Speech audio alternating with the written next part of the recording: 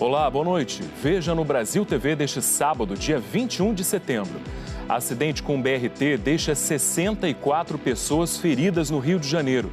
3 estão em estado grave. E no sul do Rio, 3 pessoas morreram em outro acidente com ônibus. Incêndio do Parque Estadual dos Pirineus, em Goiás, é controlado pelos bombeiros e brigadistas. E ainda, Rio Acre atinge o menor nível da história em Rio Branco. Agora, no Brasil TV.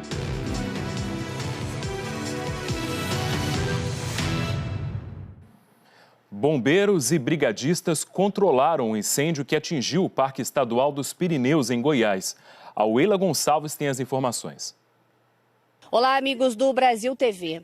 Hoje, brigadistas e Corpo de Bombeiros passaram o dia monitorando a área queimada para evitar a reignição das chamas. Foram 3 dias de combate intenso na reserva do Parque dos Pirineus. Por conta do incêndio, a visitação de turistas foi suspensa. De acordo com os bombeiros, o fogo consumiu uma área de reserva do tamanho de 800 campos de futebol. Cerca de 30 bombeiros e 20 brigadistas atuaram nas linhas de fogo. Animais que estavam em risco também foram resgatados. O Parque dos Pirineus é uma importante reserva do Cerrado que fica em Pirinópolis, a cerca de 130 quilômetros de Goiânia. A unidade abriga formações rochosas que atraem turistas e pesquisadores de todos os cantos do país. Uma das preocupações era de que o fogo chegasse à Capela da Santíssima Trindade no Pico da Serra, um lugar histórico e sagrado para os moradores. Agora, a Polícia Civil investiga se o incêndio foi criminoso. Segundo dados do INPE, só neste mês, Goiás registrou mais de 2.700 focos de incêndios, 4 vezes mais do que no mesmo período de 2023. Voltamos aos estúdios do Brasil TV. E depois de um longo período de estiagem e de muita fumaça, hoje choveu em várias regiões de Mato Grosso do Sul, mas não no Pantanal, que tanto precisa para ajudar no combate aos incêndios florestais. O repórter Janderson Moreira traz os detalhes. Equipes do Corpo de Bombeiros estão mobilizadas em uma região que fica a cerca de 140 quilômetros de Corumbá, a principal cidade pantaneira. É uma área que está queimando bastante e é um ponto de difícil acesso. É possível chegar lá apenas de helicóptero. Pelos próximos dias, não há previsão de chuva. Pelo contrário, já amanhã, o índice de umidade deve chegar aos 15%, com temperaturas beirando os 40 graus aqui no Pantanal, além de ventos fortes. A Polícia Federal terminou de ouvir nesta semana suspeitos envolvidos com a queima de terras da União para a criação de gado. Os investigadores devem realizar outras operações contra os incêndios criminosos no Pantanal. De Corumbá, Janderson Moreira para o Brasil TV. O Maranhão já registrou mais de 10 mil focos de incêndios em 2024. Hoje, um de grandes proporções deixou moradores assustados na BR-330. O repórter José Carlos Vieira tem as informações. O fogo das queimadas continua avançando sobre o Cerrado no extremo sul do Maranhão. Um incêndio de grande proporção atingiu uma área às margens da BR-330 em Tasso Fragoso, na entrada do povoado Pisa no Freio. O fogo, que começou na vegetação, atingiu pneus velhos numa borracharia, formando uma nuvem de fumaça preta. As chamas se alastraram também na Serra do Penitente. O Maranhão já registrou mais de 11 mil focos de incêndio este ano, quase 3.500 agora em setembro. De Balsas, José Carlos Vieira para o Brasil TV. No Tocantins, uma queimada atinge a Serra do Estrondo, em Paraíso do Tocantins, que fica a 70 quilômetros de Palmas. A repórter Jaqueline Teixeira tem as informações. Aqui no Tocantins, as queimadas atingem vários pontos da cidade de Paraíso do Tocantins. Aqui na Serra do Estrondo, as queimadas atingiram essa parte da serra onde fica a escadaria da Capela Santa Cruz, local que é usado para missas, peregrinações religiosas e também é um dos principais cartões postais da cidade. Daqui do alto, a gente consegue ter uma ideia de como a cidade como um todo foi atingida. Os moradores têm relatado as dificuldades para respirar por conta da fumaça e das foligens causadas pelo fogo. Ainda não se tem informações sobre as causas desses incêndios florestais aqui na cidade, mas ações já estão sendo realizadas para tentar minimizar todos esses danos.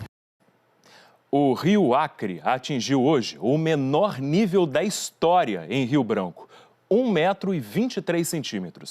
O Serviço de Água e Esgoto montou uma barragem no rio para evitar desabastecimento. O repórter Andrew Amaral traz os detalhes.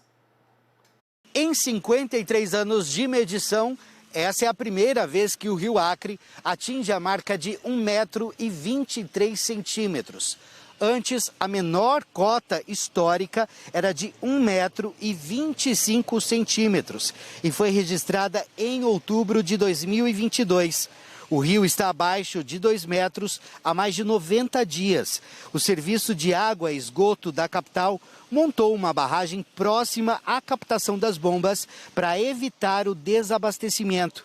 O rio Acre é a principal fonte de água em Rio Branco.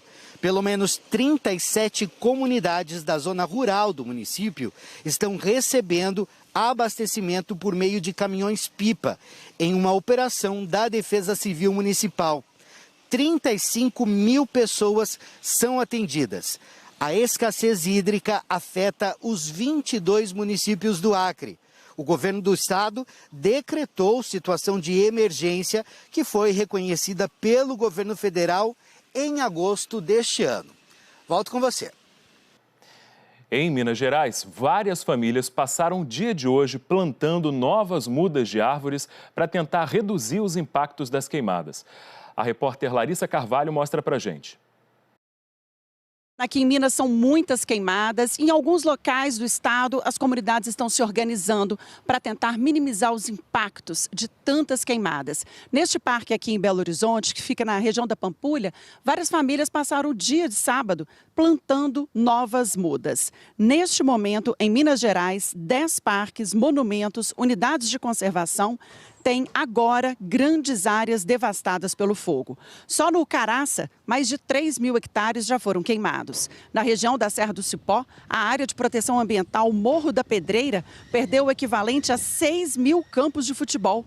Em Belo Horizonte, de janeiro a setembro de 2023, foram 858 queimadas, incêndios em vegetação. Neste ano, no mesmo período, já são 987. Foram 35 incêndios dentro de parques e 17 em outras áreas verdes também de conservação.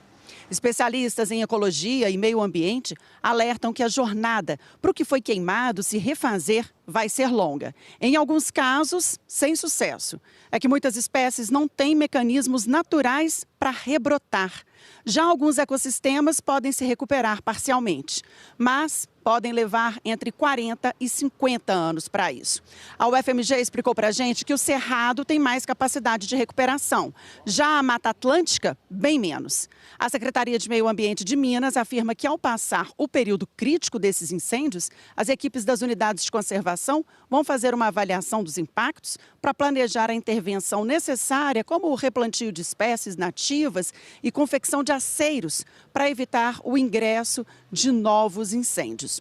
A Prefeitura de BH diz que os parques atingidos estão recebendo ações de recuperação como a de hoje.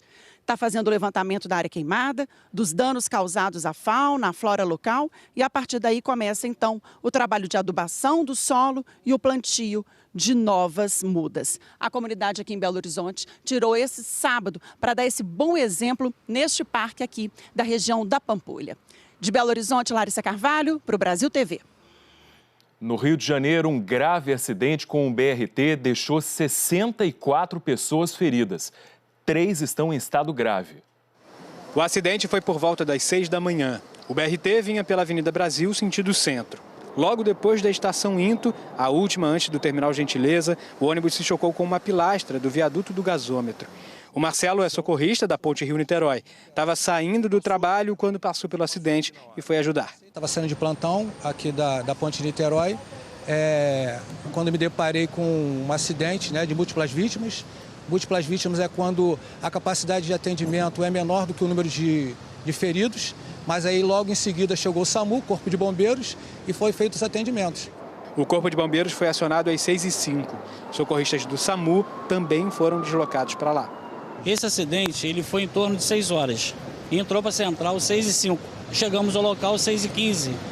E aí foi múltiplas vítimas, trauma, costela e todas as essas vítimas elas foram encaminhadas e reguladas pelo bombeiro por quem estava no local na responsabilidade de regular esses eventos. Então, assim, o SAMU ele chegou em pronto no local e deu todo o suporte junto ao bombeiro para encaminhar essas vítimas às unidades hospitalares. Todos os passageiros foram retirados, mas o motorista ficou preso nas ferragens. Está lúcido, orientado, está com a medicação venosa, o soro, tudo direitinho.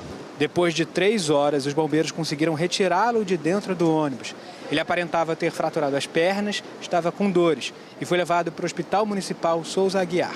O porta-voz do Corpo de Bombeiros, Major Fábio Contreiras, falou conosco pelo telefone e explicou como foi feito o resgate do condutor. Quando a vítima está encarcerada, quando tem partes do ônibus, do veículo em geral, que fazem o esmagamento, enfim, que deixam a vítima ali presa, a gente tem um trabalho muito delicado, porque qualquer movimentação dessa vítima de maneira forçada pode piorar a lesão. Pode piorar uma lesão de coluna, pode lesar as lesões nas pernas, que é o caso dele, Então, nesse caso, a gente faz atendimento médico no próprio local, o médico faz atendimento rápido, colocando acesso venoso, avaliando sinais vitais, justamente para a gente tirar a vítima com a maior segurança possível.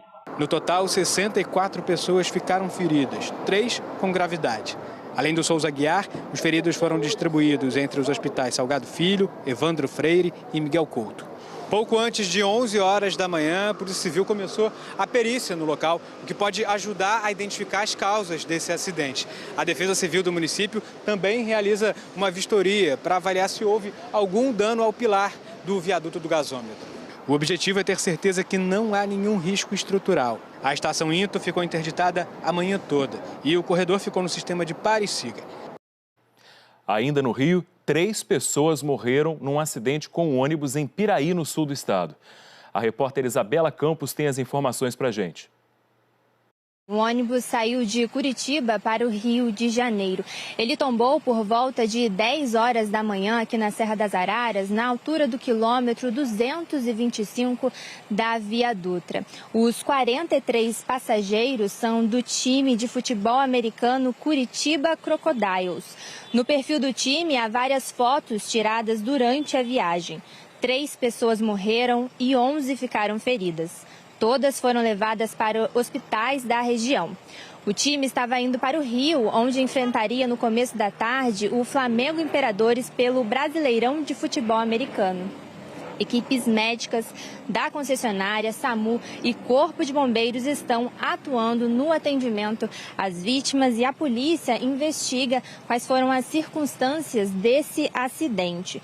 Nesse momento, o tráfego flui pela faixa da esquerda. A lentidão é de 9 quilômetros e a empresa responsável pelo ônibus disse que está prestando toda a assistência às vítimas. Veja a seguir: saúde dos adolescentes. Pesquisa revela fatores de risco por causa da má alimentação e da falta de atividade física. E também, no Dia Mundial de Limpeza de Praias, voluntários fizeram mutirão em vários estados brasileiros. O Brasil TV volta daqui a pouco.